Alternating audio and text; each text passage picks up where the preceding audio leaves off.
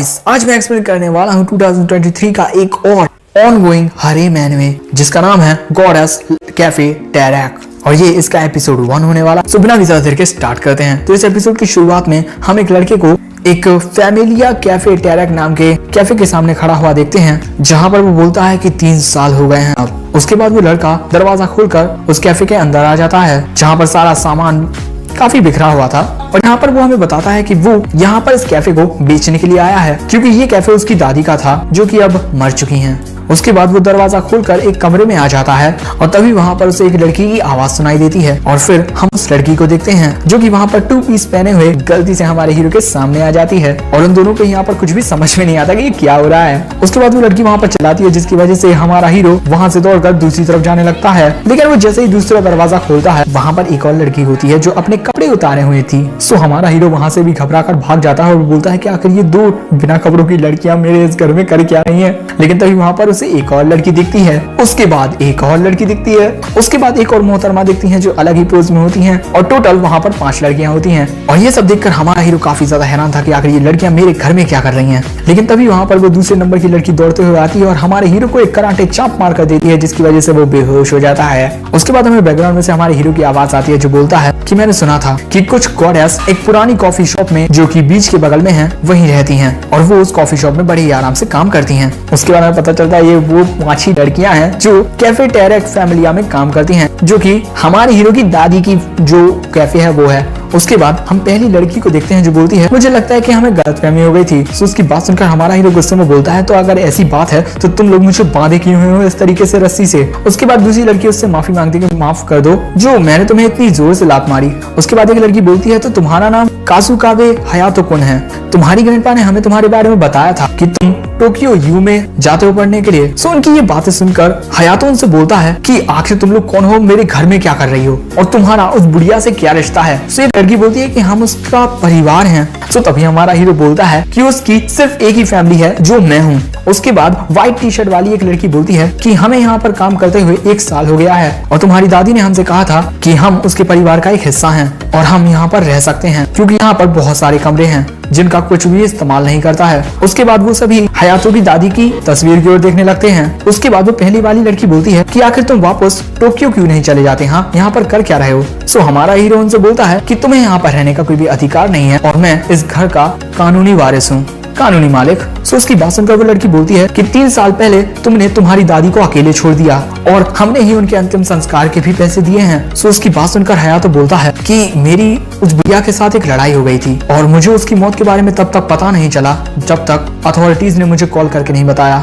And उसके बाद Hayato बोलता है कि मैं तुम्हें अंतिम संस्कार के पैसे वापस कर दूंगा, इसी वजह से मेरी रस्सियां जल्दी से खोल दो और मेरे घर से चली जाओ। उसके बाद यहाँ सीन बदलता है और हमें बीच का सीन दिखाया जाता है जहाँ पर हम उन सभी लड़कियों को एक साथ देखते हैं और वो आपस में बात कर रही थी कि अब वो हमें उस घर से निकालने वाला है। सो तभी वहाँ पर जो पहली वाली लड़की थी वो बोलती है कि हमें उसे इग्नोर करना चाहिए और वहीं पर रहते रहना चाहिए। सो दूसरी लड़की बोलती है लेकिन कानूनी रूप से तो वो उसी का घर है, सो वो हमें निकाल सकता है। और उसके बाद उन्हें वो बात याद आती है जो हयातो ने उनसे कही थी कि वो इस कैफे को तोड़वा कर यहाँ पर एक पार्किंग लॉट बनाने वाला है जिसके उसे काफी अच्छे पैसे मिलेंगे और यहाँ पर समर टाइम में बहुत सारे लोग आते हैं जिसकी वजह से पार्किंग का बिजनेस यहाँ पर बहुत चलेगा और मैंने कुछ लोगों से इस बारे में बात भी कर ली है। और उसके बाद वो पहली लड़की चिल्लाकर बोलती है कि आखिर इतनी अच्छी ग्रैंडमा का इतना बुरा लड़का कैसे हो सकता है जो सिर्फ पैसों से प्यार करता हो। उसके बाद व्हाइट टी शर्ट पहने हुई लड़की बोलती है कि अभी हम उस घर को छोड़कर नहीं जा सकते क्योंकि हमारे पास इतने पैसे नहीं है कि हम दूसरी जगह जा पाएं, क्योंकि हमारे कॉन्सर्ट की टिकट बिल्कुल भी नहीं बिकी है इस बार भी। उसके बाद उनमें से एक लड़की बोलती है कि मैं क्या करूं, मैं उस घर को छोड़कर नहीं जा सकती क्योंकि मेरे पास भी बिल्कुल पैसे नहीं है इस वक्त। उसके बाद उनमें से वो लड़की बोलती है जिसने हमारे हीरो को लात मारी थी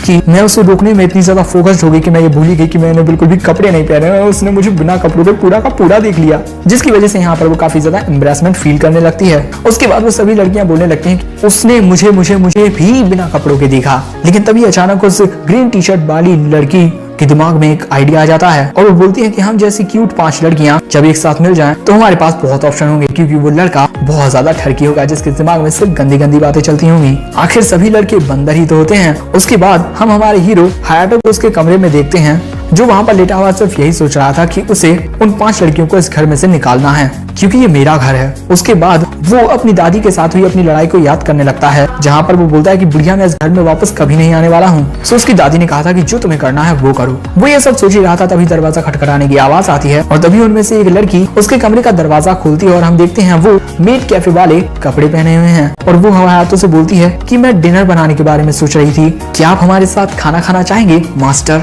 सो हयातो को कुछ समझ में नहीं आता।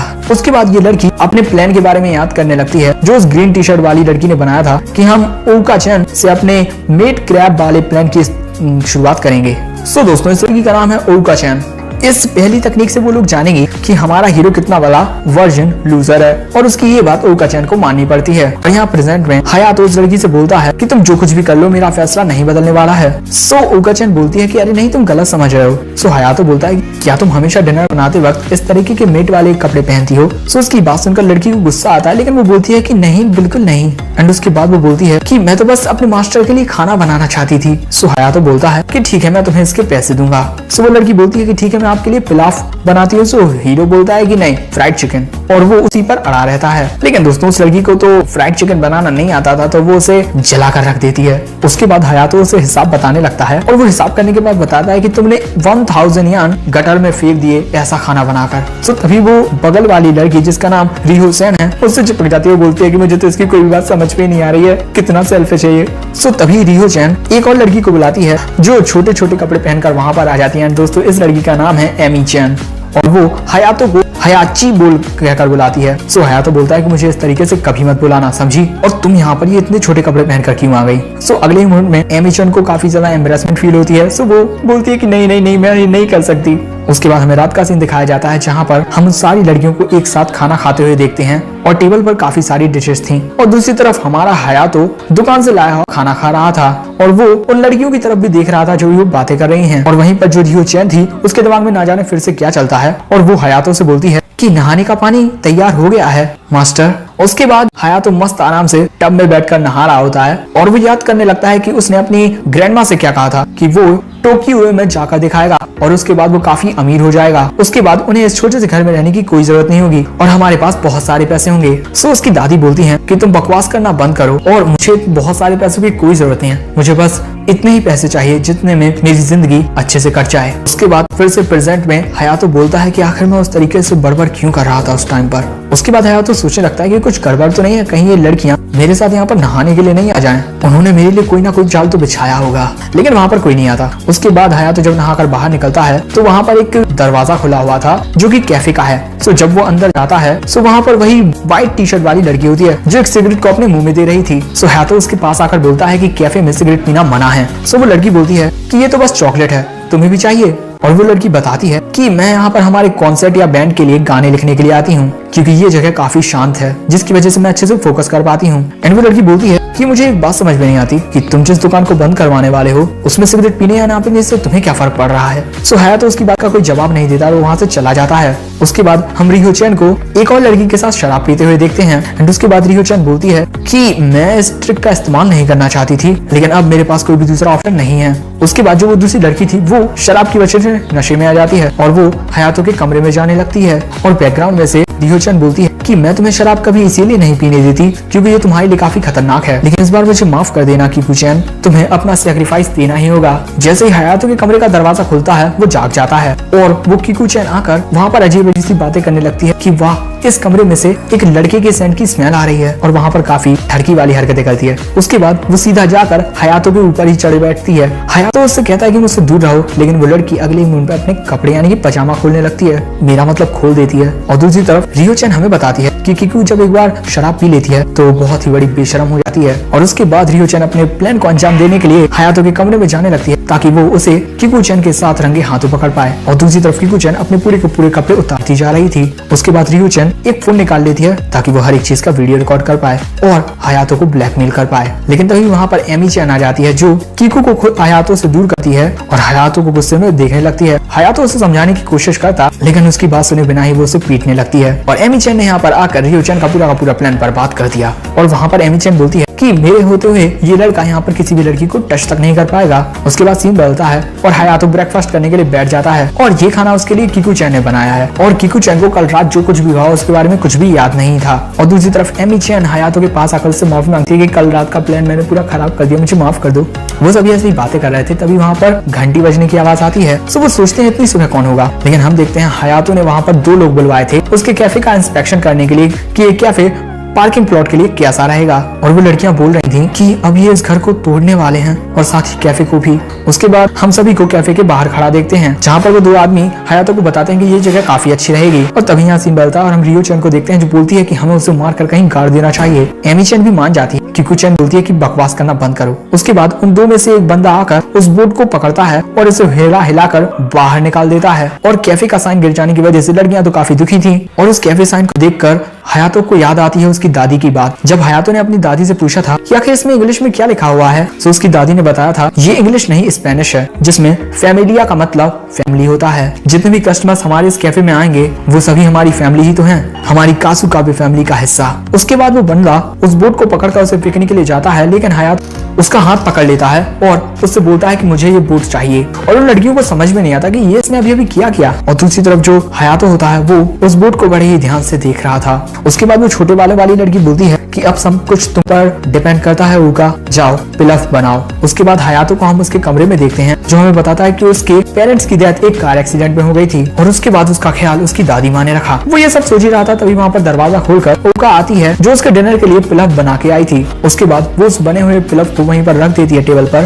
सो हयातो बोलता है कि मुझे नहीं खाना। सो तभी उका बोलती है कि ये एक लौती डिश है जो मुझे ग्रैंडमा ने बनाना सिखाई थी और अगर तुम इसे नहीं खाना चाहते तो बाहर फेंक दो। और उसके बाद ओका वहाँ से जाते हुए बोलती है कि तुम्हारी ग्रैंडमा ने कहा था कि ये उसके ग्रैंडसन की फेवरेट डिश है और वो चाहती थी कि मैं तुम्हारे लिए डिश बनाऊं अगर उन्हें कुछ हो जाए। उसके बाद वो वहाँ से चली जाती है एंड हयातो उसके बाद उस पिलफ को खाने के लिए बैठ जाता है और ये उसे बिल्कुल वैसा ही लगता है जैसा उसकी दादी बनाती थी। उसके बाद वो याद करने लगता है कि एक बार उसकी दादी एक पर्सन के सामने झुकी हुई थी और वो पर्सन उसे बोल रहा था कि तुम्हें इस कैफे को बेच देना चाहिए, तुम बूढ़ी हो गई हो, तुम उसे नहीं संभाल पाओगी। सो उसकी दादी ने उसकी बात को इग्नोर करते हुए कहा था कि मुझे बस कुछ दिनों की मोहलत और दे दीजिए, मैं आपके पैसे आपको लौटा दूंगी। हयातो ये बात एक जगह पर छुपकर सुन रहा था और जब हयातो उस पिलफ की पहली बाइट लेता है तो उसकी आंखों में आंसू आ जाते हैं एंड वो बोलता है कि आखिर इस बुढ़िया को लगता क्या था कि मैं टोक्यो यू में क्यों जाना चाहता हूँ ताकि मैं अच्छी नौकरी उस बुढ़िया की जिंदगी को अच्छा बना पाऊँ, बेहतर बना पाऊँ और उन सभी को सबक सिखा पाऊँ जिन्होंने भी मेरी बुढ़िया की बेइज्जती की। और ये सारी बातें ओका दरवाजे के बाहर खड़ी सुन रही थी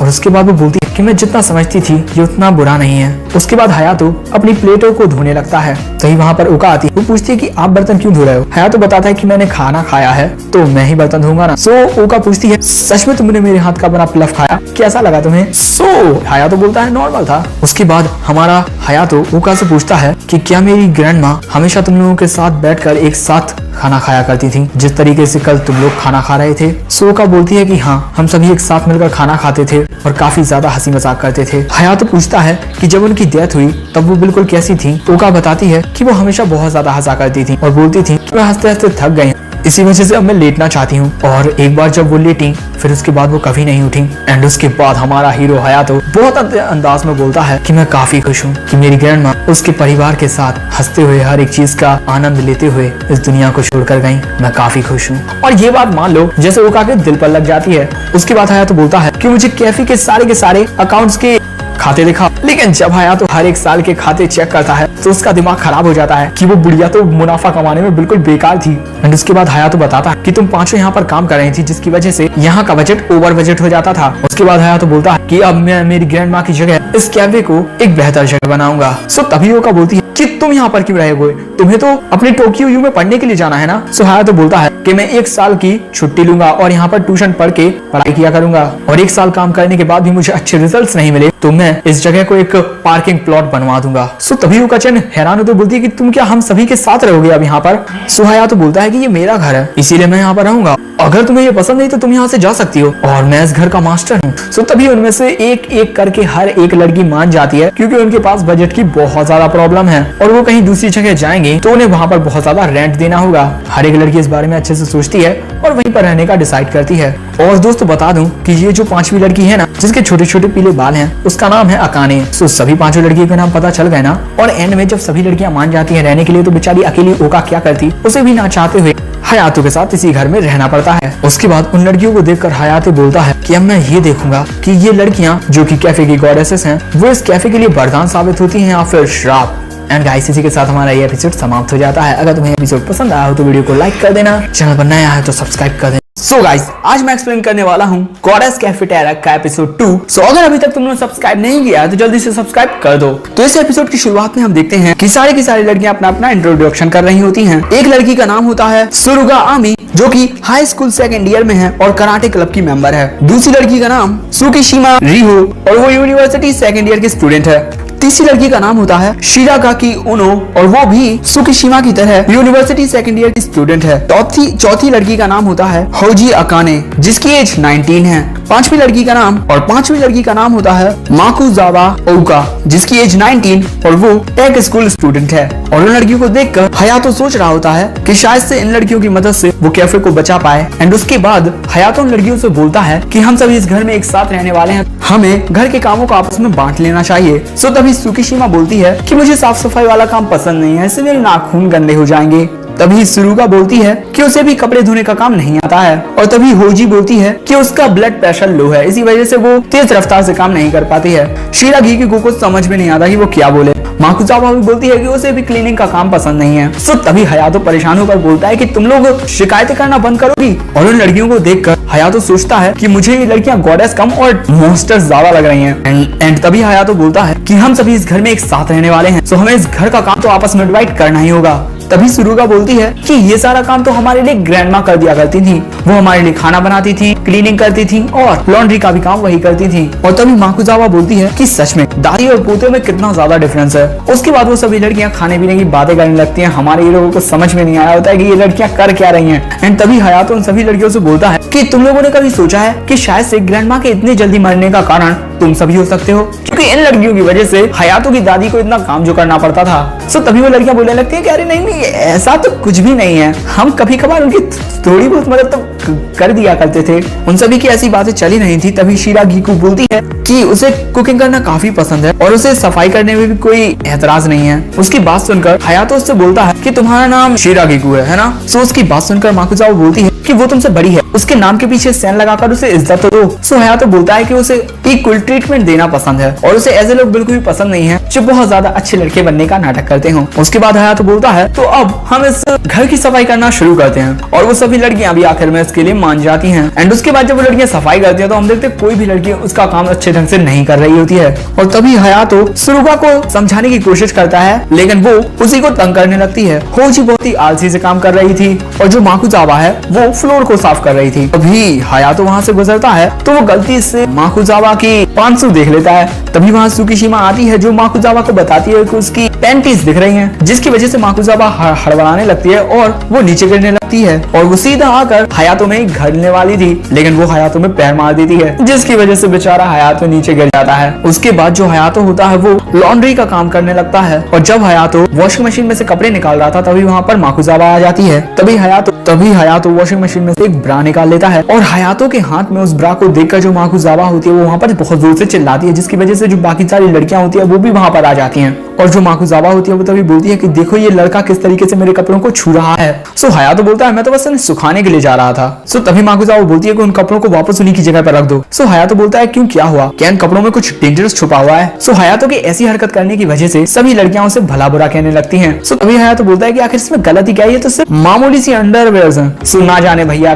काय उन सभी लड़कियों को बहुत ज्यादा गुस्सा आने लगता है। तुम लोगों को अगर पता हो क्यों तो कमेंट्स में बता देना, मुझे तो नहीं पता। बेचारा हमारा हयातो उनसे माफी मांग लेता है एंड में, और क्या ही करता बेचारा। और तभी माकुजावा बोलती है कि अब तुम पनिशमेंट के रूप में पूरा का पूरा कैफे अकेले साफ करोगे। और माकुजावा फिर गुस्से में बोलती है कि अगर तुम्हें कोई दिक्कत हो तो बताओ। उसके बाद हम हयातो को कैफे साफ करता हुआ देखते हैं। बेचारा बोलता है कि वो लड़कियां कितनी ज्यादा सेल्फिश हैं। मैं भी इस बात से एग्री करता हूँ। तभी हयातो की नजर वहां पर रखी हुई पुरानी सी कॉफी मशीन पर पड़ती है और तभी हयातो याद करने लगता है जब उसने अपनी दादी से कहा था कि ये ना कॉफी मशीन बहुत पुरानी हो गई है, सो एक नई क्यों नहीं खरीद लेते। सो उसकी दादी ने कहा था कि बेवकूफों जैसी बातें मत करो, ये मेरी फेवरेट है। एंड उसके बाद हयातो डिसाइड करता है कि वो इस कॉफी मशीन को भी साफ करेगा। लेकिन तभी वहां पर शिरागी आ जाती है जो बोलती है कि ये कॉफी मशीन ग्रैंडमा के लिए बहुत ज्यादा इंपॉर्टेंट थी, सो प्लीज इसे निकलवाना मत। सो हयातो बोलता है कि मैं तो बस इसे साफ कर रहा था। उसके बाद शिरागी हयातो को थैंक्स बोलती बोलती है क्योंकि उसने सुबह जो कुछ भी कहा उसके लिए। वो हयातो से बोलती है कि उसके यूनिवर्सिटी के जो टर्म्स हैं वो जल्दी स्टार्ट होने वाले हैं, इसी वजह से उसके लिए अकेले पूरे घर को साफ करना बहुत ज्यादा डिफिकल्ट हो जाता, जिसकी वजह से उसे पढ़ने का बिल्कुल भी वक्त नहीं मिलता। और वो आखिर में हयातो से ये भी बोलती है कि मुझे ये तो पता है कि तुमने ये सब मेरे लिए नहीं किया, लेकिन फिर भी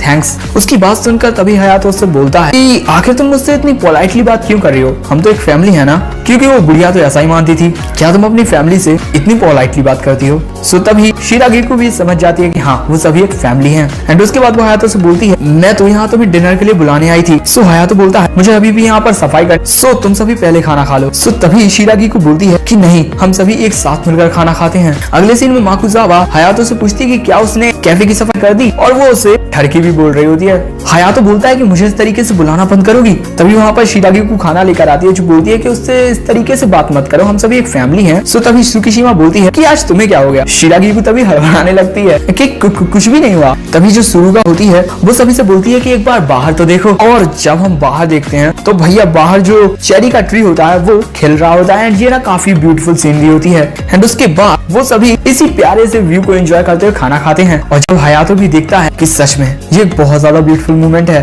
सभी लोग एक साथ मिलकर खाना खा रहे होते हैं। और तभी उसे शिरागिकी की बात याद आती है कि उन्होंने ग्रैंडमा से वादा किया था कि हम सभी एक साथ मिलकर खाना खाया करेंगे, बिल्कुल एक फैमिली की तरह। और ये मोमेंट वहाँ पर सच में दोस्तों बहुत ज्यादा ब्यूटीफुल लग रहा था। और तभी हमें हयातो की आवाज आती है कि फैमिली। हाँ, उसके बाद यहाँ सीन बदलता है और हम हयातो को मस्त नहाते हुए देखते हैं। लेकिन दोस्तों तभी वहाँ पर दरवाजा खोलकर आ जाती है माकुजावा, और वो वहाँ पर हयातो को देखकर काफी शर्मा जाती है। और वो हयातो से पूछती है कि तुम यहाँ क्या कर रहे हो। सो वो बताता है जो सुकीशिमा थी उसने उससे कहा था कि वो पहले नहा सकता है। सो तभी माकुजावा बोलती है कि तुम्हें बाहर साइन लगा देना चाहिए था कि अंदर कोई है। और तभी वहाँ पर सुरुगा आ जाती है, जो कि हम देखते हैं भैया बहुत ज्यादा गुस्से में होती है। और वो बोलती है कि मैंने कहा था कि इस घर में जितनी भी लड़कियां हैं मैं उन्हें प्रोटेक्ट करूंगी। एंड उसके बाद वो हयातो को कूटने लगती है। एंड उसके बाद हमें अगले दिन का सीन दिखाया जाता है, जहाँ पर हम कैफे के अंदर हयातो उन सारी लड़कियों को देखते हैं, जहाँ पर हयातो बोल रहा होता है कि हम हमारे कैफे की री ओपनिंग करेंगे। और वो उन लड़कियों से ये भी बोलता है कि मैंने डिसाइड किया है कि मैं तुम सभी के साथ यहाँ पर प्रैक्टिस करूंगा। और वो उन सभी लड़कियों से बोलता है मैं यहाँ का ओनर हूँ,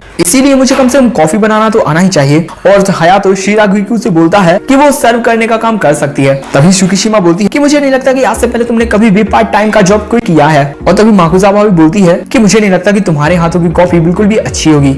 उनकी बात सुनकर हयातो सोचता है कॉन्फिडेंट होकर कि शॉक्ड होने के लिए तैयार हो जाओ, मैंने अपनी ग्रैंडमा को कई बार कॉफी बनाते हुए देखा है। और उसके बाद जो हयातो होता है वो कॉफी बनाने लगता है, और वो ना बहुत ज्यादा कॉन्फिडेंट होकर कॉफी बना रहा था। और वो सभी लड़कियां उसे इस तरीके से काम करते हुए देख रही थी। उसके बाद जब वो सभी एक एक करके हयातो के हाथ की बनी कॉफी पीती हैं, तब हयातो को तो ये लग रहा था कि उन्हें उसके हाथ की बनी कॉफी बहुत पसंद आएगी, लेकिन वो बोलती हैं कि इसका टेस्ट बिल्कुल भी अच्छा नहीं है, ये एकदम बकवास है। हयातो काफी ज्यादा हैरान हो जाता है। और तभी हयातो उन सभी से बोलता है कि तुम सभी झूठ बोल रही हो, क्योंकि तुम सभी ये मान ही नहीं सकती कि मेरे हाथों की बनी कॉफी अच्छी है। सो तभी होजी बोलती है कि हम तुम्हारे हाथ की बनी कॉफी इस कैफे में नहीं बेच सकते हैं, कि उसका टेस्ट बहुत बुरा है। उसकी बात सुनकर हयातो बोलता है कि क्या। एंड उसके बाद यहाँ पर सीन बदलता है, हमें रात का सीन दिखाया जाता है, जहाँ पर हम डिनर के बाद शिरागिको को सारी की सारी प्लेट साफ करते हुए देखते हैं। वहीं पर खड़ी हुई माकुजावा से शिरागिको पूछती है कि क्या उसे पता है कि हयातो कहाँ गया, क्योंकि वो डिनर के बाद अचानक ही वहाँ से उठकर चला गया था। सो माकुजावा बोलती है कि उसने कहा था कि वो कॉफी बनाने की प्रैक्टिस करने के लिए कैफे में जा रहा है। उसके बाद हम कैफे के अंदर हयातो को देखते हैं, जो कि अपने हाथ की बनी कॉफी पी रहा था, लेकिन उसे सही टेस्ट नहीं आ रहा था, और वो वहाँ पर अपने आप से बातें कर रहा था। उसे होजी की बात भी याद आ रही थी कि उसके हाथ की बनी कॉफी कैफे में नहीं बेची जा सकती। और तभी हयातो बोलता है कि नहीं, मुझे कुछ ना कुछ करना ही होगा। लेकिन वहीं एक टेबल पर बैठी हुई होजी बोलती है कि तुम्हारे इतने बड़बड़ाने की वजह से मैं अपने काम पर फोकस नहीं कर पा रही हूँ। होजी को कैफे में देखकर हयातो सोचने लगता है कि अरे नहीं यार, इसने तो मेरी सारी की सारी बातें सुननी होगी जो भी मैं खुद से कर रहा था। तभी होजी हयातो के पास आती है, वो टेबल पर कुछ पैसे रखती है और हयातो से बोलती है कि उसे ठंड लग रही है, इसी वजह से उसे एक कप कॉफी चाहिए। उसके बाद हयातो होजी से बोलता है कि उसे बिल्कुल भी अच्छा नहीं लगा जब उसने उसकी कॉफी की इतनी बुरी बेइज्जती की, और अब वो उसे एक कप कॉफी बनाकर पिलाए। सो होजी बोलती है कि पहले मुझसे प्लीज कहो कि प्लीज मुझे एक कप कॉफी बनाओ। सो तभी हयातो आकड़ते हुए बोलता है कि मुझे नहीं पीनी तुम्हारे हाथ की कॉफी। लेकिन जो होजी होती है वो उसके लिए एक कप कॉफी बना देती है, और वो कॉफी का कप वहीं रखकर वहां से जाते हुए बोलती है कि अगर तुम्हें कॉफी पीनी हो तो पी लेना। और जब हयातो उस कॉफी की एक सिप लेता है तो वो उस कॉफी के फ्लेवर से काफी ज्यादा हैरान हो जाता है, और वो ना जाने किन्हीं ख्यालों में खो जाता है। उसके बाद हयातो होजी के पास आकर उससे पूछता है कि क्या ग्रैंडमा ने उसे कॉफी बनाना सिखाया था। सो होजी बोलती है हाँ। सो हयातो बोलता है तो क्या वो उसे कॉफी कॉफी बनाना सिखा सकती है। सो होजी हयातो की ओर देखने लगती है। सो तभी हयातो हिचकिचाते हुए बोलता है कि प्लीज मुझे कॉफी बनाना सिखा दो। हयातो को इस तरीके से देखकर होजी याद करती है कि जब ग्रैंडमा ने उससे कहा था कि किस तरीके से हयातो हर एक काम को बिगाड़ देता है और वो थोड़ा रूडली दूसरों से बात भी करता है, लेकिन आखिर में वही सबसे माफी भी मांगता है। और जब वो माफी मांगता है ना तो उसका चेहरा बड़ा क्यूट लगता है और जो प्रेजेंट में होजी होती है वो बोलती है कि तुम सच में काफी क्यूट लग रहे हो हयातो। उसकी बात सुनकर हयातो काफी ज्यादा शॉक्ड हो जाता है एंड वो वहाँ से जाने लगता है। सो तभी होजी उसका हाथ पकड़ लेती है और मुस्कुराकर बोलती है कि मैं तुम्हें सिखा तो रही हूँ,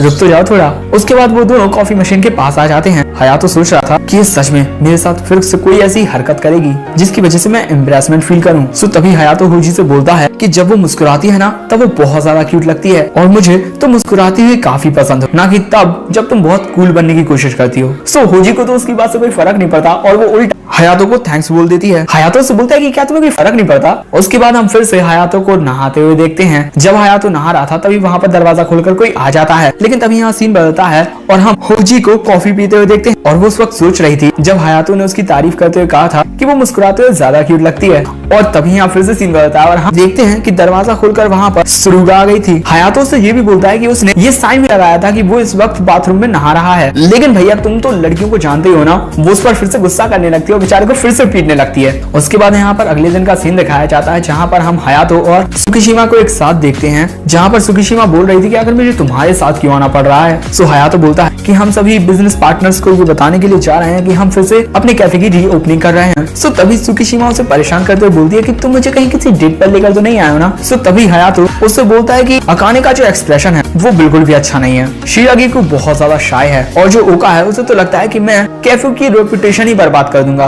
और आखिर में बची हुई एमी वो तो एक नंबर की इडियट है, इसीलिए मैं उनमें से किसी और को नहीं लेकर आया। और उसकी बात से एग्री करते हुए सुकीशिमा बोलती है कि हाँ एमी को यहाँ पर नहीं लेकर आना चाहिए था। और आखिर में हयातो सुकीशिमा से बोलता है कि मैं तुम्हें यहाँ पर सिर्फ इसीलिए लेकर आया हूँ ताकि तुम मुझे ये बता पाओ कि हमें कहाँ कहाँ जाना है। उसके बाद वो दोनों एक जगह पर आते हैं जहाँ वो एक आदमी से अपने कैफे की रीओपनिंग के बारे में बात कर रहे थे, लेकिन जो हयातो था वो उससे सही से बात नहीं कर पा रहा था, थोड़ा कोल्डली बात कर रहा था। सो तभी सुकीशिमा उस सिचुएशन को संभालते हुए उस आदमी से बोलती है अरे ये क्या है ना, ये थोड़ा नर्वस हो गया है। वो क्या है ना, हम अपने कैफे को फिर से रीओपन कर रहे हैं, इसीलिए हमें आपकी मदद की तो जरूरत होगी ही और हमारा कैफे आपकी मदद के बिना तो कभी चल ही नहीं पाएगा। उसकी बात सुनकर ना वो आदमी बहुत ज्यादा खुश हो जाता है और वो बोलता है कि ठीक है ठीक है। उसके बाद वो दोनों दूसरी जगह पर जाते हैं जहाँ पर फिर से हयातो थोड़ी बात करता है, लेकिन फिर से वो कुछ और बोल ही नहीं पाता जिससे उनकी कन्वर्सेशन आगे बढ़े। सो तभी सुकीशिमा फिर से सिचुएशन को संभालते हुए उन सभी से बातें करने लगती है। हमारा कैफे अगर ये चलाएगा तो वो कभी भी अच्छे से चल नहीं पाएगा, इसीलिए हमें आपकी मदद की जरूरत होगी हमारे कैफे को अच्छे आगे बढ़ाने में। उसके बाद वो लोग एक और जगह पर आते हैं जहाँ पर सुकीशिमा फिर से एक और आदमी से बात कर रही थी और वो हयातो से बोलती है कि तुम भी उससे बात करो ना, तुम तो बिल्कुल यूजलेस हो। उसके बाद यहाँ पर सीन बदलता है और हम सुकीशिमा को देखते हैं जो अपनी किस्मत वाला कागज निकाल रही थी एक डिब्बे में से। ऐसा जापान में होता है, शायद से तुम्हें नहीं पता होगा। और हयातो उस टाइम पर सोच रहा था ये ना मुझे सबके सामने एक लूजर बनाने पर टिकी हुई है। एंड उसके बाद हयातो उससे पूछता है कि अब हम घर चल सकते हैं अगर सभी लोगों से मिलना हो गया हो तो। सो तभी सुकीशिमा दूसरी ओर जाते हुए बोलती है कि अभी हमें एक और जगह चलना है। सो हम देखते हैं वो दोनों श्राइन में आ जाते हैं एंड वहाँ पर सुकीशिमा बोलती है मैं यहाँ पर गॉड्स को रिपोर्ट करने के लिए आई हूँ। एंड उसके बाद वो बोलती है कि ग्रैंडमा ने हमसे कहा था कि जब भी हम कोई भी काम स्टार्ट करें तो हमें गॉड्स को इस बारे में जरूर बताना चाहिए। हयातो उसकी बात सुनकर बोलता है कि मुझे तो समझ में नहीं आता कि तुम आखिर ये कर ही क्यों रही हो। और वो हयातो से ये भी बोलती है कि हम तो यहाँ पर अपने बिजनेस पार्टनर्स को ये बताने के लिए आए थे कि हम फिर से रीओपनिंग कर रहे हैं अपने कैफे की। हयातो बोलता है कि हमने अभी भी यही तो किया। सो सुकीशिमा बोलती है कि तुमने ऐसा कुछ भी नहीं किया, तुम वहाँ पर एक उदास सा चेहरा बनाए हुए खड़े रहे और तो उसके अलावा तुमने कुछ भी नहीं किया। और क्या तुम उस तरीके से खड़े रहने को दूसरों से बात करना बोलते हो? उसकी बात सुनकर हयातो बहुत ज्यादा हैरान हो जाता है। एंड उसके बाद सुकीशिमा बोलती है कि तुम्हें हर उस एक पर्सन की रिस्पेक्ट करनी चाहिए जो तुम्हारे काम में तुम्हारी मदद कर रहा हो। एंड उसके बाद वो बोलती है कि जब तुमने कहा था कि तुम ग्रैंडमा के कैफे को फिर से रीओपन करने वाले हो तो मैं सोच रही थी आखिर तुम्हारा ये रिजॉल्व संकल्प कितना स्ट्रांग होगा, लेकिन सच में मैं तुमसे बहुत ज्यादा डिसअपॉइंटेड हूँ। और अगर तुम्हारा इसी तरीके से व्यवहार रहा तो मुझे लगता है कि एक साल के अंदर हमारा कैफे फिर से बंद हो जाएगा। उसकी बात सुनकर हयातो भी याद करने लगता है अपनी दादी के बारे में कि जब आप किसी काम को स्टार्ट करो तो आपको उसमें अपना 100% देना चाहिए, आपको वो हर एक चीज करने की कोशिश करनी चाहिए जो आप कर सकते हो। और ग्रैंडमा ने भी हर एक वो चीज की जो वो कर सकती थी उस टाइम पर और उनका जो संकल्प था वो बहुत ज्यादा स्ट्रॉन्ग था। उसके बाद हयातो सुकीशिमा से बोलता है कि हाँ तुमने सही कहा, मेरा संकल्प बहुत ज्यादा स्ट्रॉन्ग नहीं था, लेकिन मैं इस कैफे को फिर से अच्छा करने की पूरी कोशिश करूंगा और आगे से मैं इसका बात का ज्यादा ख्याल भी रखूंगा। सुकीशिमा भी बोलती है कि ठीक है, अगर तुम समझ गए हो तो ठीक ही है, उसके बाद हयातो वहाँ से जाने लगता है। सुकीशिमा बोलती है क्या तुम जा रहे हो? सो हयातो बोलता है कि मैं फिर से उन सभी से बात करने के लिए जा रहा हूँ। उन सभी को बताने के लिए हम फिर से रीओपनिंग कर रहे हैं और इस बार मैं उन सभी से अच्छे से बात करूंगा जैसी मुझे करनी चाहिए थी। हयातो की ये बातें सुकीशिमा को काफी खुश कर देती हैं। उसके बाद जब हयातो सीढ़ियों के पास पहुंचता है तो जो सुकीशिमा होती है वो उसे अपनी पांसू दिखाने लगती है और बोलती है कि मैंने तुम्हारे साथ बहुत रूडली बिहेव किया, उसके लिए मैं तुमसे माफी मांगना चाहती हूँ। इसी वजह से तुम जितना देखना चाहो मुझे देख सकते हो। लेकिन उसे देखकर ना हयातो बहुत ज्यादा हड़बड़ा जाता है और वो बेचारा बहुत ही ज्यादा बुरे तरीके से नीचे गिर जाता है सीढ़ियों से। उसके बाद सुकीशिमा उस एक पर्ची को निकालकर अपना फॉर्च्यून देखती है और वो एक क्यूट सी स्माइल देकर बोलती है कि हयातो तुम बिल्कुल भी रिलायबल नहीं हो। एंड दोस्तों उस पर्ची में लिखा हुआ था कि जिसका तुम बहुत टाइम से इंतजार कर रहे थे वो तुम्हारे पास आएगा और उसके बाद तुम्हारी जिंदगी में भरपूर मात्रा में रोमांस होगा और उसके बाद तुम्हारी जिंदगी खुशियों से भर जाएगी। एंड दोस्तों इसी के साथ हमारी इस एपिसोड का भी एंड हो जाता है। सो अगर तुम्हें ये एपिसोड पसंद आया हो तो वीडियो को एक लाइक कर देना। एंड अभी तक अगर तुमने चैनल को सब्सक्राइब नहीं किया है तो क्या कर रहे हो, मेरे चैनल को सब्सक्राइब करो। सो गाइस ये होने वाला है गॉडेस कैफे टैरेक का एपिसोड 3। सो बिना ज्यादा किसी बकवास के चलो स्टार्ट करते हैं। तो इस एपिसोड की शुरुआत में हम हयातो और ओका को देखते हैं जो एक दूसरे से फाइट कर रहे थे क्योंकि हयातो ने वॉशिंग मशीन में ओका के कपड़ों के साथ अपना एक सॉक्स डाल दिया था जिसकी वजह से ओका उस पर नाराज हो रही थी। सो हयातो उससे बोलता है कि हम अलग अलग करके अगर सभी के कपड़े धोएंगे तो इससे पानी और बिजली का बिल बहुत ज्यादा बढ़ेगा। उसके समझाने के बावजूद भी ओका उससे लड़ती रहती है एंड उन दोनों की इस तरीके की लड़ाई रियो-सैन वहीं से छुपकर देख रही थी। एंड उसके कुछ देर बाद हम रिहो को हयातो से बात करते हुए देखते हैं जहां पर रिहो हयातो से बोलती है कि उसे ओका के साथ हर वक्त लड़ते नहीं रहना चाहिए। सो हयातो बोलता है कि ओका हर एक छोटी छोटी बातों पर लड़ाई करती रहती है। तभी रिहो बोलती है कि आखिर ऐसे कैफे में कौन आना चाहेगा जहां पर एम्प्लॉइज और ओनर दोनों एक दूसरे के साथ लड़ते रहते हो। तुम्हें कैफे के अंदर एक कंफर्टेबल एनवायरनमेंट बनाना होगा। एंड उसके बाद रिहो हयातो से ये भी बोलती है कि आखिर वो कौन था जिसने कहा था मैं इस कैफे को आगे बढ़ाऊंगा। सो हयातो बोलता है कि वो तो मैं था। और तभी रियो-सैन वहां से जाते जाते हयातो से ये बोलती है कि भरी दोपहरिया में लैपटॉप पर अश्लील चीजें देखना बंद करो। लेकिन दोस्तों हम देखते हैं कि जो हयातो था वो तो अपने स्टॉक्स चेक कर रहा था शेयर मार्केट में। एंड उसके बाद यहाँ सीन बदलता है और हम ओका को कपड़े सुखाते हुए देखते हैं जहाँ पर हयातो उसे दिख रहा था और वो सोच रहा था कि उसने मुझसे सही कहा है, मुझे इन सभी के साथ एक पॉजिटिव रिलेशनशिप बनाना होगा।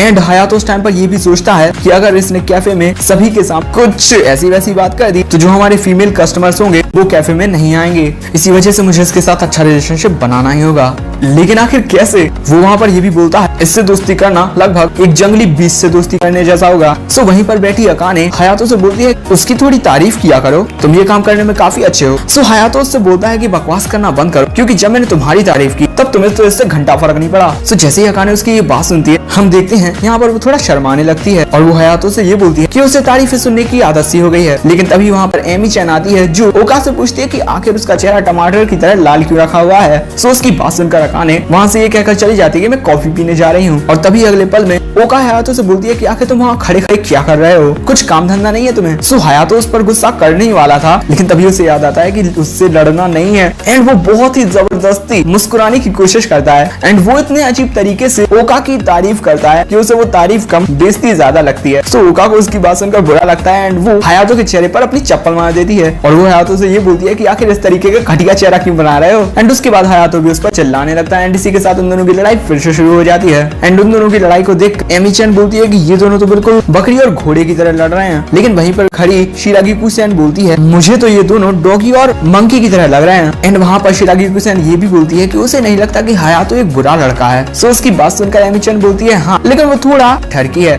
लेकिन वो तुमसे ज्यादा ठरकी नहीं है। सो उसकी बात सुनकर शिरागिको को समझ में नहीं आता। एंड उसके बाद यहाँ पर रात हो जाती है और हम हयातो को कॉफी बनाते हुए देखते हैं जहाँ पर हयातो हमें बताता है कि आज का डिनर बिल्कुल भी अच्छा नहीं था क्योंकि ओका ने खाने में वाइन विनेगर की जगह असली वाइन डाल दी थी। और वो वहाँ पर ये भी बोलता है कि उसे समझ में नहीं आता कि आखिर वो किस चीज के लिए उसी की तारीफ करे। एंड उसके बाद हम देखते हैं कि जब हयातो अपने कमरे में जा रहा था वहीं रियो-सैन आकर हयातो से बोलती है कि क्या वो ओका को ये बता सकता है कि नहाने का पानी गर्म हो गया है। सो वो नहा सकती है। उसके बाद जब हयातो ओका के कमरे में आता है उसे बताने के लिए तब वो ओका को मेड की ड्रेस में देखता है। ओका उसे देखकर उससे कहती है कि आखिर तुम यहाँ पर क्या कर रहे हो। हयातो उससे पूछता है कि आखिर तुम ये क्या कर रही हो। सो ओका उसे बताती है कि मैं तो बस कपड़े पहनकर चेक कर रही थी कि सब कुछ कपड़े फिटिंग के हैं ना, क्योंकि यही कपड़े पहनकर हम कैफे में काम करने वाले हैं। उन कपड़ों को देखकर हयातो ओका से कहता है कि इन कपड़ों में तुम थोड़ी बहुत बेहतर लग रही हो। सो ओका उस पर चिल्लाकर बोलती है कि क्या कहा तुमने। उसकी बात सुनकर हयातो सोचता है कि अरे नहीं अब मैं करूं क्या। सो हयातो से बोलता कि तुम भले से इतनी अच्छी ना हो लेकिन ये ड्रेस बहुत अच्छी है और हमारे कैफे में काफी कस्टमर्स आ सकते हैं सिर्फ इन्हीं यूनिफॉर्म्स को देखने के लिए, क्योंकि ये बहुत ही ज्यादा अच्छी हैं। लेकिन अगले ही मोमेंट में हायातो को ये रियलाइज होता है कि तारीफ करने के बजाय यहाँ पर तो उसने बेइज्जती कर दी ओका की,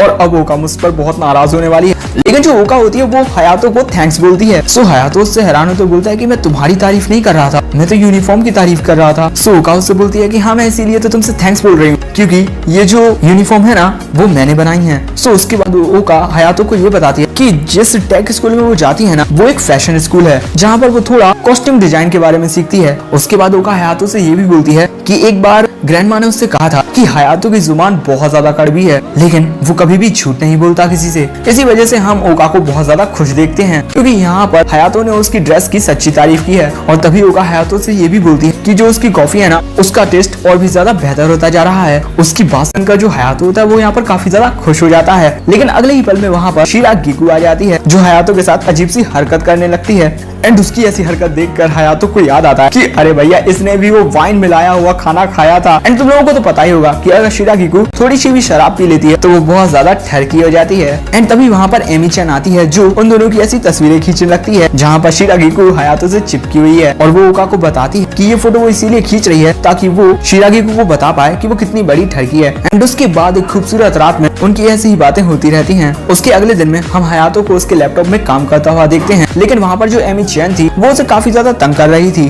उसकी बहुत ज्यादा तंग करने की वजह से हायातो को गुस्सा आ जाता है और वो बोलता है कि चुप हो जाओ और जाओ मेरे लिए कुछ कॉफी लेकर आओ। एंड उसके अगले पल में हायातो को शिरागिकु की आवाज आती है, जो उसे बोलती है कि चलो हम चलते हैं। और हम देखते हैं कि हायातो का लैपटॉप और उसका फोन वहीं पर पड़े हुए हैं। उसके बाद यहाँ पर थोड़ी देर हो जाती है और हायातो हमें बताता है कि वो और शिरागिकु दोनों हमारे डेली बेसिस के सामान लेने के लिए गए थे। एंड उसके बाद हम उन सभी को एक साथ बैठा हुआ देखते हैं, जहाँ पर हायातो उन सभी को बताता है कि कल से उनका फैमिली कैफे रीओपन होने वाला है। ये बात सुनकर अकाने बोलती है कि चलो सेलिब्रेट करते हैं। सो शिरागिकु बोलती है हाँ, अच्छे खाने के साथ थोड़ी शराब भी लाऊंगी मैं। सो ओका बोलती है कि बिल्कुल भी नहीं। सो ओका को कुछ समझ में नहीं आता, क्योंकि दो शराब पीने के बाद वो क्या करती है उसे कुछ भी याद नहीं रहता। और वहीं हायातो ये बोलता है कि अब हम भगवान से बस प्रार्थना कर सकते हैं कि हमारे कैफे में लोग आए कॉफी पीने के लिए। सो वो लड़कियां बोलती हैं कि उसे इतना चिंता करने की कोई जरूरत नहीं है, क्योंकि जो उसकी कॉफी का टेस्ट है वो काफी अच्छा हो गया है। लेकिन वहाँ पर जो एमी-चैन थी वो कुछ बोल ही नहीं रही थी, बिल्कुल चुपचाप थी। सो शिरागिकु पूछती है कि तुम्हें क्या हुआ एमी-चैन, तुम इतना चुप क्यों हो? सो उसके अगले ही पल में एमी-चैन बोलती है कि अरे कुछ भी नहीं, अरे कल हमारा जो कैफे है वो फिर से रीओपन होने वाला है, हुर्रे। उसके बाद हायातो उन सभी को उनकी पेमेंट्स देता है, मंथली पेमेंट। सो लड़कियां पूछती है कि क्या तुम्हारे पास इतने पैसे थे जो तुम हमें पेमेंट दे रहे हो? सो हायातो उन सभी लड़कियों को बताता है कि वो काफी लंबे टाइम से एक कंपनी के स्टॉक्स में इन्वेस्ट कर रहा है, एंड जो स्टॉक्स की कीमत है वो बढ़ती ही जा रही है। So, उसकी बात सुनकर वो लड़कियां समझ जाती हैं कि आखिर उसके पास उन सभी की पेमेंट के लिए पैसे कहां से आए। उसके बाद सभी लड़कियां अपनी अपनी पेमेंट को एक्सेप्ट कर लेती हैं, जो कि सिर्फ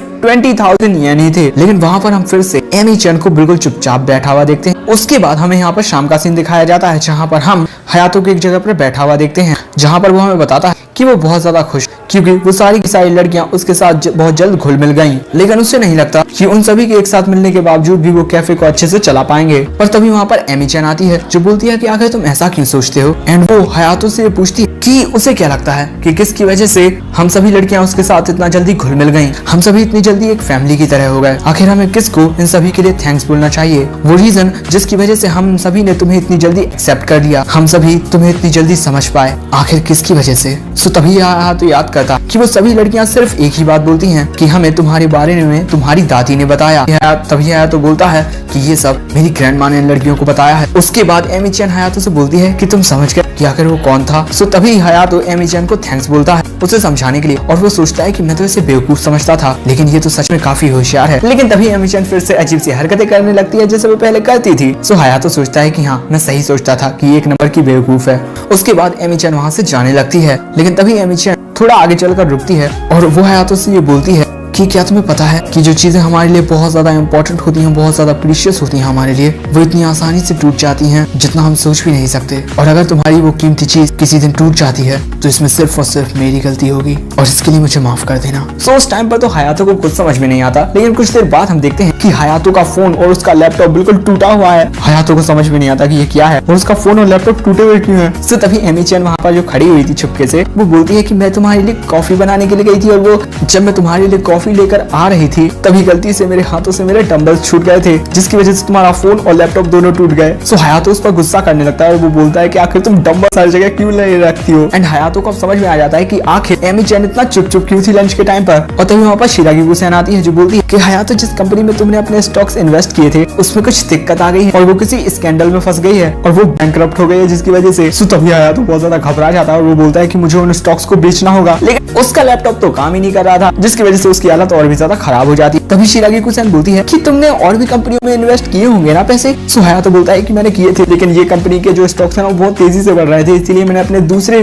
जो स्टॉक्स थे वो इसी कंपनी में इन्वेस्ट कर दिए। अब हम समझ पाते हैं कि अब हयातो के पास एक फूटी कौड़ी नहीं बची हुई है। सो तभी एमी चैन बोलती कि अगर वो चाहे तो अपना दुख दर्द कम करने के लिए उसके संतरे दबा सकता है, लेकिन यहाँ पर हयातो को बहुत ज्यादा गुस्सा आ रहा था और इस बार वो एमी चैन को ही कूटने लगता है। एमी चैन उससे माफी मांगती जा रही है और लगातार। उसके बाद अगला दिन का सीन दिखाया जाता है जहाँ पर उनका जो कैफे है वो फिर से ओपन हो गया है और उनके कैफे को और भी ज्यादा फेमस करने में जो ये यूनिफॉर्म्स है वो काफी ज्यादा बड़ा इम्पैक्ट डाल सकती हैं। सो ओका बोलती है कि तुम सीधे सीधे ये नहीं बोल सकते कि हम बहुत ज्यादा प्रिटी लग रहे हैं। हयातो बोलता है कि चुप रहो। एंड उसके बाद हयातो बोलता है कुछ रीजंस की वजह से इस कैफे के पास 0 फंड्स हैं, इसी वजह से सभी लोग फोकस रहेंगे। एंड उसके बाद हम ओका को देखते हैं जो अकाने की यूनिफॉर्म को ठीक कर रही थी। तभी हयातो अकाने से बोलता है कि उस पर ये यूनिफॉर्म काफी अच्छी लग रही है, वो बिल्कुल किसी यंग रिच लेडी की तरह लग रही है। उसकी बात सुनकर अकाने फिर से शर्माने लगती है एंड वो हयातो के सिर पर एक केटली रखकर उसे थैंक्स बोलती है। हयातो उनसे बोलता है कि तुम सभी को अपने काम पर ध्यान रखना होगा। सो तभी रिहो सेन बोलती है कि तुम्हें भी अपने काम पर ध्यान रखना होगा, क्योंकि हमारे कैफे में आने वाला हर कोई पर्सन कोई अच्छा नहीं होगा, इसी वजह से तुम्हें अपने गुस्से पर काबू रखना होगा। अगर तुम्हें किसी पर गुस्सा आए तो उससे शांति से बस यहाँ से चले जाने के लिए कह देना। सो हयातो उनसे बोलता है कि ठीक है, मैं कोई बच्चा नहीं हूँ, तुम्हें इस तरीके से मुझे समझाने की कोई जरूरत नहीं है। एंड उनकी ऐसी बातें चल रही थी तभी उनके पहले कस्टमर्स आते हैं। वहाँ पर सारी की सारी लड़कियां उनका अच्छे से स्वागत करती हैं।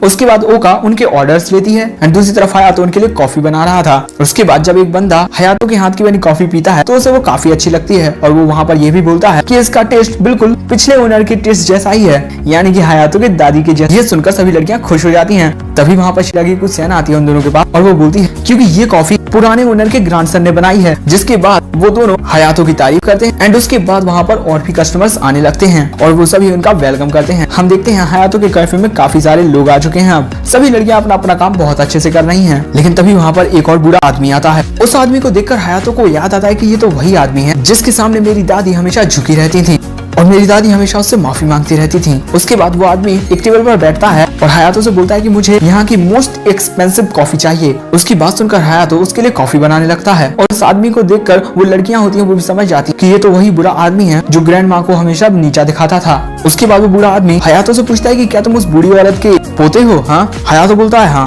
और दूसरी तरफ ओका और एमी चैन दोनों प्लानिंग कर रहे थे कि अगर हयातो ने यहाँ पर लड़ने की कोशिश की, उसे गुस्सा आया, यहाँ पर उन दोनों को ही सब कुछ संभालना होगा। उसके बाद हम देखते हैं वो बूढ़ा आदमी हयातो से बातें करने लगता है। हयातो उस बूढ़े आदमी से बोलता है कि आपने मेरी दादी के लिए और इस कैफे के लिए जो कुछ भी किया उसके लिए थैंक्स। सो वो आदमी बोलता है कि तुम्हें ये बात झुककर कहनी चाहिए थी, तुम्हारी दादी झुकने में बहुत अच्छी थी, वो हमेशा मेरे सामने झुकी रहती थी। मैं जहाँ पर भी उन्हें बुलाता था वो आती थी और वो हमेशा मेरे सामने मुझसे झुककर ही बात किया करती थी। उनकी कॉफी से ज्यादा मुझे उनके झुकने का पोस्चर अच्छा लगता था। हयातो को उसकी बात सुनकर गुस्सा तो बहुत आता है, लेकिन वो फिर भी उसके सामने झुक जाता है। ये देखकर वो लड़कियां बहुत ज्यादा हैरान हो जाती हैं और तभी वो बूढ़ा आदमी बोलता है कि तुम्हारे झुकने का पोस्चर बिल्कुल भी अच्छा नहीं है, तुम्हारी ग्रैंड माँ बहुत अच्छे तरीके से झुका करती थी मेरे सामने। एंड वो यहाँ पर हयातो की दादी की बहुत ज्यादा बेइज्जती करता है एंड उसकी बातें सुनकर हयातो को बहुत ज्यादा गुस्सा आने लगता है। एंड दूसरी तरफ हयातो को उसकी दादी की बात याद आ रही थी कि कैफे में आने वाला हर एक पर्सन उनकी फैमिली का एक मेंबर ही है। और तभी अगले पल में हयातो उस आदमी की तरफ अपना हाथ बढ़ा देता है। तुम लोगों को क्या लगता है, उसे मारने के लिए? नहीं नहीं नहीं, बल्कि बाकी दूसरी लड़कियों को रोकने के लिए, क्योंकि हम देख ही सकते हैं वो सभी लड़कियां उस बुड्ढे को मारने के लिए उसकी तरफ आ रही थी। लेकिन हयातो उन्हें रोक लेता है और तभी हयातो उस बुड्ढे से बोलता है मुझे माफ कर देना, हमारे कैफे में एक कॉकरोच था और शायद से वो इस वक्त आपकी सीट के नीचे है, इसीलिए सभी उसे मारने के लिए आ रही थी। एंड अगले पल में उस बुड्ढे को कॉकरोच सुनकर गुस्सा आ जाता है, क्योंकि वो समझ गया था कि हयातो कॉकरोच उसी से कह रहा है। सो वो शिरागी गुस्सेन की स्कर्ट को ऊपर उठा देता है, लेकिन अगले ही पल में हयातो उस बुड्ढे का हाथ पकड़ लेता है एंड उस बुड्ढे से बोलता है कि आप चुपचाप यहाँ से चले जाइए, वरना सेक्सुअल हरासमेंट के चलते मैं आपको जेल में बंद करवा सकता हूँ। एंड हम देखते हैं वो ये सब बहुत गुस्से में बोल रहा था। एंड वहाँ पर जो दूसरे कस्टमर्स थे वो बोल रहे थे कि हाँ हम इसके आई विटनेस हैं कि इस बुड्ढे ने ऐसी गंदी हरकत की है। उसके बाद वो बुड्ढा वहाँ से चला जाता है एंड उसके बाद हयातो शिरागिको से पूछता है कि क्या वो ठीक है। सो वो बोलती है कि हाँ मैं ठीक हूँ एंड तुमने अभी जो भी किया उसके लिए थैंक्स। उसके बाद हयातो शिरागिको से बोलता है कि तुम ना बाहर चारों तरफ नमक छिड़क दो जिससे यहाँ पर इस जैसे बुरे आदमी ना आ पाए। और दूसरी तरफ रियो-चैन हयातो से माफी मांगती है कि वो सभी उसे लेक्चर दे रही थी लेकिन उसकी जगह उन सभी लड़कियों को गुस्सा आ गया। सो हयातो उनसे बोलता है कि कोई बात नहीं एंड वहीं पर हयातो अकाने से ये बोलता है कि उसे किसी को डंडे से नहीं मारना चाहिए वरना हमारे ऊपर ही मुसीबत आ सकती है। तब यमी-चैन आकर हयातो से चिपक जाती है और बोलती है कि तुम कितने ज्यादा कूल थे उस टाइम पर जब तुमने उस बुड्ढे को यहाँ से जाने के लिए कहा। और तभी ओका भी बोलती है कि तुम्हें उस वक्त ज्यादा गुस्सा आया ना जब उस बुड्ढे ने हमारी यूनिफॉर्म की बुराई की। सो हयातो बोलता है कि हाँ एंड वहीं कैफे के बाहर हम शिरागिको-सैन को नमक छिड़कते हुए देखते हैं और वो वहाँ पर ये भी बोलती है कि हयातो 15 साल गुजरने के बाद भी तुम जरा से भी नहीं बदले। यानी कि दोस्तों जो शिरागिको-सैन है वो हयातो को पहले से जानती है। अब ये कैसे ये पता चलेगा आगे के एपिसोड्स में क्योंकि ये एपिसोड समाप्त हो गया है। सो अगर तुम्हें ये एपिसोड पसंद आया तो वीडियो को लाइक कर देना एंड अभी तक चैनल को सब्सक्राइब नहीं किया तो जल्दी से कर दो and please support me. So guys ये है गॉडेस कैफे टेरर का एपिसोड 4। सो चलो इसे स्टार्ट करते हैं। तो इस एपिसोड की शुरुआत में हम ओका, रिहो और हयातो को देखते हैं। वो सभी कैफे में अपना अपना काम कर रहे थे और तभी वहाँ पर जो शिरागिको थी वो बोलती है कि हमारे कैफे में कुछ ज्यादा कस्टमर्स नहीं आ रहे हैं क्योंकि दोस्तों उनके कैफे में कस्टमर्स आना धीरे धीरे कम हो रहे थे। एंड उसके बाद हम यमी-चैन को देखते हैं जो अपनी प्रैक्टिस करने लगती है फाइटिंग की क्योंकि वहाँ सिर्फ एक ही कस्टमर रह गई थी। एंड उसके बाद जब शाम होती है तो वहाँ पर कोई कस्टमर ही नहीं होता। वहाँ पर अकाने-चैन हयातो से पूछती है कि हमारे पास तो अभी कोई कस्टमर्स भी नहीं है। सो तभी हयातो बोलता है कि मैंने पहले ही एक्सपेक्ट कर लिया था कि ऐसा होगा क्योंकि हमें कैफे रीओपन किए सिर्फ एक ही हफ्ता हुआ है। सो अकाने उससे पूछती है तो फिर तुम इतने ज्यादा परेशान क्यों लग रहे हो। सो हयातो उससे बोलता है कि मेरे जितने भी स्टॉक्स थे वो सब बर्बाद हो गए हैं, मेरी सारी इन्वेस्टिंग खत्म हो गई है तो अब मुझे समझ में नहीं आ रहा कि मैं करूँ क्या। सो अकाने उससे पूछती है तो फिर तुम हमें पेमेंट कैसे देने वाले हो। हाँ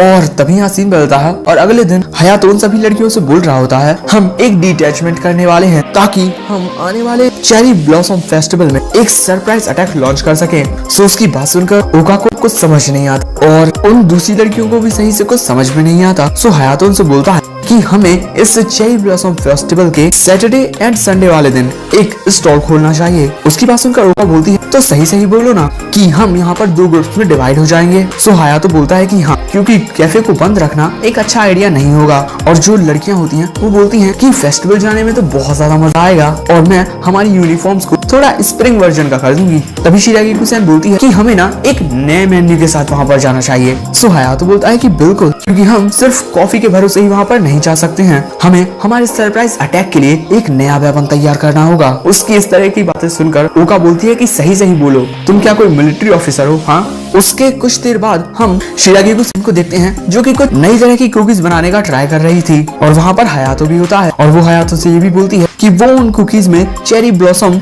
वाइन मिलाएगी। सो उसकी बात सुनकर हयातो काफी ज्यादा हैरान हो जाता है कि क्या, और वो बोलता है कि क्या शराब। सो शिरागिको-सैन बोलती है कि जब हम इसे कुक करते हैं तो शराब भाप बनकर उड़ जाती है और ये बच्चों के लिए भी सेफ है। लेकिन हयातो यहाँ पर बच्चों के बारे में नहीं बल्कि शिरागिको-सैन के बारे में ही सोच रहा है कि उसकी शराब पीने के बाद क्या हालत हो जाती है।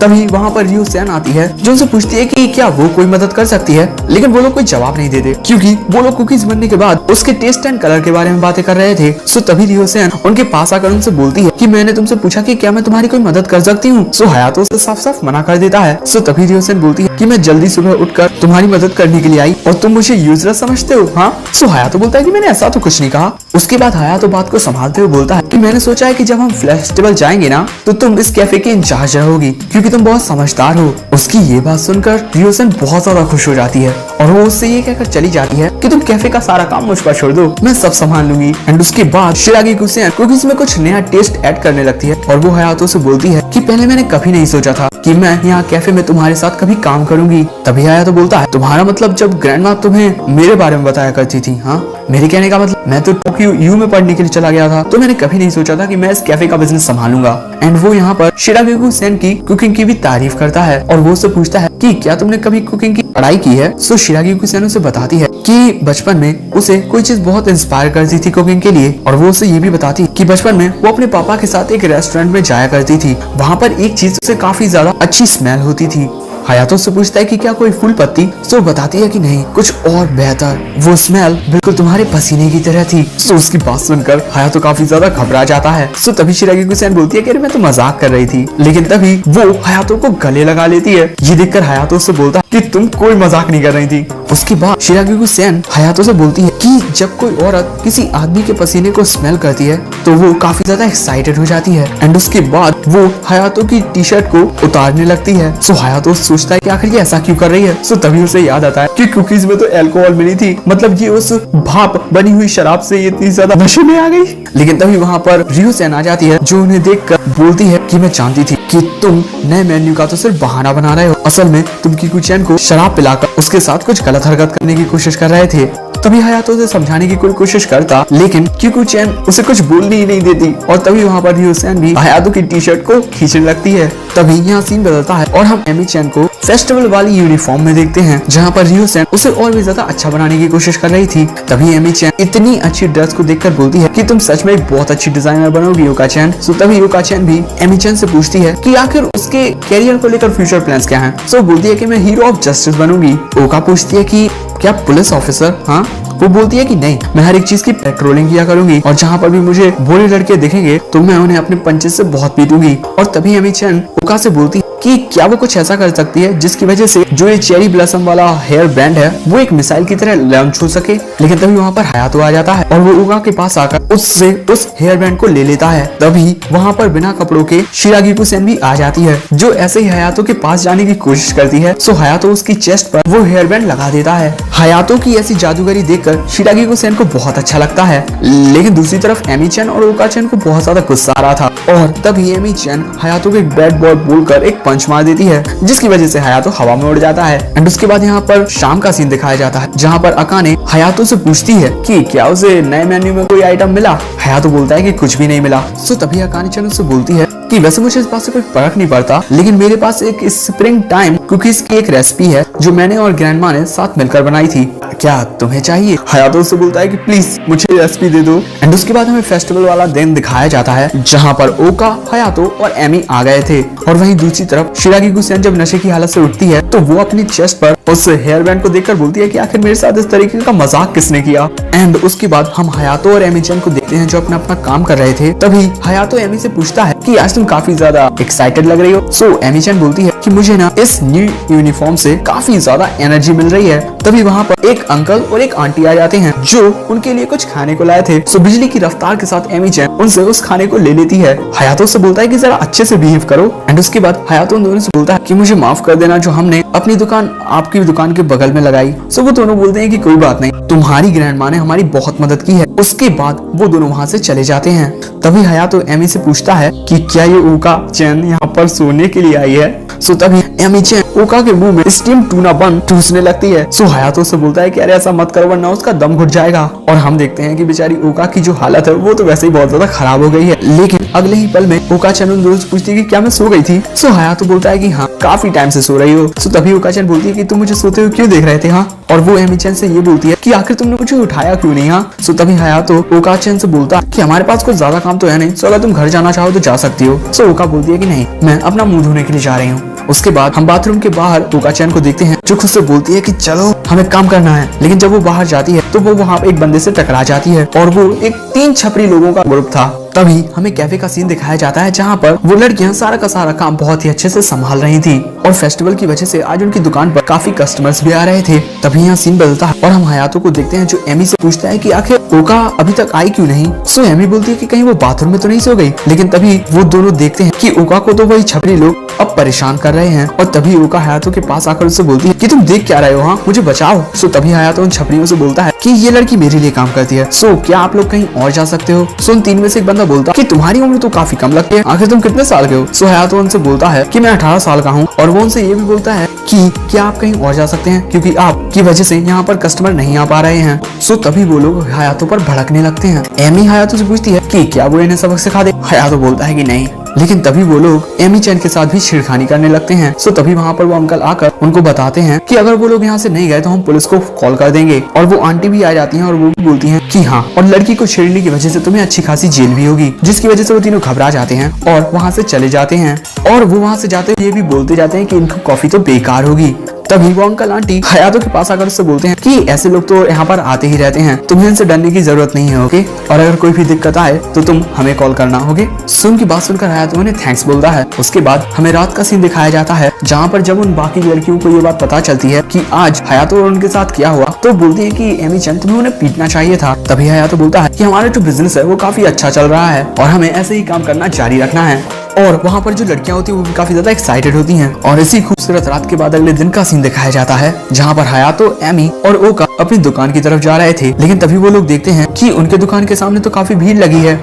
और जब वो लोग वहाँ पर आते हैं तो वो देखते हैं कि उनकी पूरी दुकान टूट फूट गई है, उनका पूरा का पूरा सामान किसी ने खराब कर दिया है। ओका बोलती है मुझे पूरा यकीन है जरूर से ये उन्हीं लड़कों ने किया होगा कि उनमें से एक लड़का फुबा-सेन का पोता था। और दोस्तों फुबा-सेन वही बुड्ढा है जो हयातो की दादी की हमेशा बेइज्जती किया करता था। तभी जो अंकल होते हैं वो हयातो से बोलते हैं कि तुम्हें ये साफ करके एक और बार अपनी दुकान लगा लेनी चाहिए। और जो आंटी होती है वो बोलती है कि हाँ तुमने बिल्कुल सही कहा।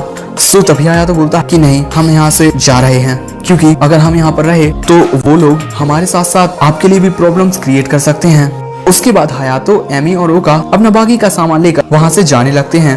तभी जो ओका होती है वो वहाँ पर रुकती है और हयातो से माफी मांगते हुए बोलती है कि ये सब मेरी वजह से हुआ है, मेरा पीछा करके वो लड़के हमारी दुकान तक आ गए थे और ये मेरी गलती है कि मैं काम के वक्त वहाँ पर सो गई थी, जिसकी वजह से ये सब हुआ। सो तभी हयातो ओका से बोलता है कि तुम्हारी इसमें कोई भी गलती नहीं है, तुम सारी रात जागती रही उन यूनिफॉर्म्स को और भी अच्छा बनाने के लिए। सो तभी ओका बोलती है लेकिन मेरी वजह से हमें अपनी दुकान बंद करनी पड़ी। तभी हयातो बोलता है कि मैंने कहा कि हम अपनी दुकान बंद करेंगे, लेकिन मैंने ये नहीं कहा कि हम हार मान लेंगे। उसके बाद हयातो बोलता है कि मैं किसी नुकसान के साथ तो अपनी जिंदगी नहीं जीने वाला, इसीलिए ओका मुझे हमारे कैफे टैरेक फैमिलिया के काउंटर अटैक में तुम्हारी मदद चाहिए। उसके बाद हमें कैफे का सीन दिखाया जाता है जहाँ पर अकाने बोलती है कि वो तीनों यहाँ पर कितनी ज्यादा जल्दबाजी में आए। सो तभी वहाँ पर ह्योसेन आकर बोलती है कि तुम बिल्कुल भी चिंता मत करो, हयातो सब कुछ संभाल लेगा।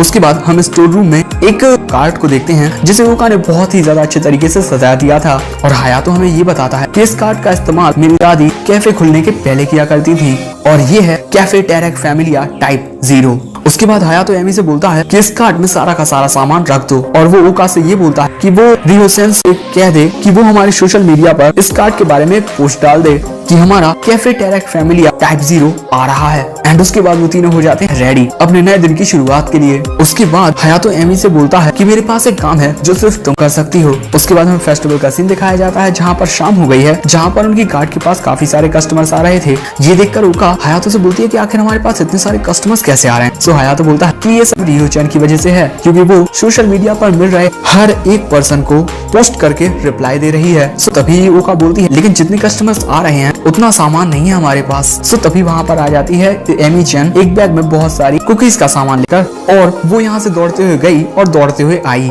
उसके बाद हयातो एमी के पास आकर उससे बोलता है कि तुमसे ये काम कराने के लिए माफ कर देना। सो एमी बोलती है कि कोई बात नहीं, मुझे बहुत पावर है। और वहीं दूसरी तरफ एक पर्सन ओका की ड्रेस और उस कार्ड की काफी ज्यादा तारीफ कर रहा था कि ये कितनी अच्छी सजी हुई है। सो तभी हयातो वहाँ पर आकर बोलता है कि इसने ही उन्हें डिजाइन किया है, ये फ्यूचर में एक डिजाइनर बनना चाहती है। हयातो की बातें ओका को बहुत अच्छी लगती हैं। उसके बाद उनकी दुकान ऐसे ही चलती रहती है, जिसकी वजह से रात हो जाती है और रात के वक्त वो उस कार्ड को खींचकर वापस घर ले जा रहे थे, जिसमें उनकी काफी ज्यादा एनर्जी लग रही थी। तभी अचानक रास्ते में उन्हें वही छपरी लोग मिल जाते हैं और वो उस कार्ड को देखकर बोलते हैं कि तुम लोग अभी सीखते नहीं हो, तुम्हारी दुकान एक बार तो टूट चुकी है, लेकिन फिर भी तुम लोग इस तरीके से बिजनेस कर रहे हो। उनकी बातें सुनकर हयातो उनके पास जाकर उनसे बोलता है अच्छा तो हमारी दुकान तुमने तोड़ी थी। और वो उनसे ये भी बोलता है कि दूसरों की चीजें तोड़ना एक क्राइम है। जिसके बाद फुबा-सेन का ग्रैंडसन, हाँ यही है, वो हयातो में एक पंच मार देता है जिसकी वजह से वो नीचे गिर जाता है।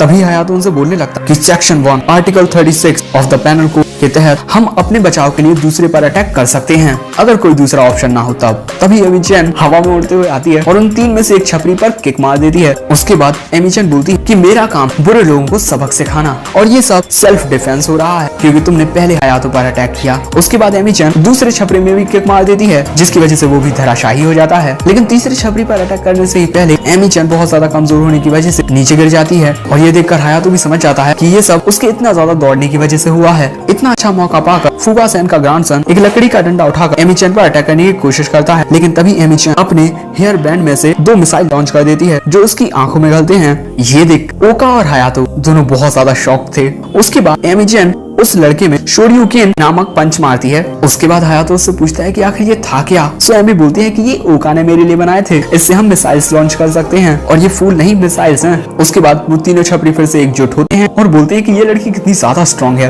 तभी हायातो उनसे बोलता है कि अच्छा हुआ कि तुम्हारा सामना एमी चैन के साथ हुआ, ओका के साथ नहीं। वो हमारे कैफे की सबसे ज्यादा खतरनाक गैंग लीडर है, एक लेजेंडरी फीमेल मैड डॉग ओका चैन। एंड वहाँ हायातो ये भी बोलता है कि अगर ओका चैन तुम्हें एक किक मार देती तो उसके बाद तुम लोग मारे जाते और हमें तुम्हें बगल वाली ही नदी में फेंकना पड़ता। सो तभी ओका बोलती है कि मुझे एक मैड डॉग बुलाना बंद करो। हायातो की बात सुनकर वो तीनों बहुत ही ज्यादा घबरा जाते हैं और वहाँ से बहुत तेजी से दौड़कर भाग जाते हैं। उनके जाने के बाद हायातो बोलता है कि अब वो हमें कभी परेशान नहीं करेंगे। ओका उसके पास आकर उससे पूछती है कि आखिर ऐसा क्यों लगता है तुम्हें। तो हायातो बोलता है कि अगर तुम चाहते हो कि कोई तुमसे लड़ाई ना करे तो इसका बेस्ट तरीका है कि तुम उन्हें ये एहसास दिला दो कि तुम बहुत ज्यादा पावरफुल हो और तुम उन्हें एक चुटकी में ही हरा दोगे। एंड वहाँ पर हायातो ने उनकी कन्वर्सेशन रिकॉर्ड कर ली थी। तभी ओका हायातो से पूछती है कि आखिर तुमने उन्हें खुद को मारने क्यों दिया, हाँ अगर तुम्हें ज्यादा चोट लग जाती फिर। सो तभी हायातो बोलता है कि अगर मैं ऐसा नहीं करता तो वो लोग हमारी कार्ड को नुकसान पहुंचा सकते थे। और वो ओका से ये भी बोलता है कि तुमने इस कार्ड को इतना ज्यादा खूबसूरत बनाने में बहुत ज्यादा मेहनत की है, मैं तुम्हारी मेहनत को बर्बाद नहीं होने दे सकता था।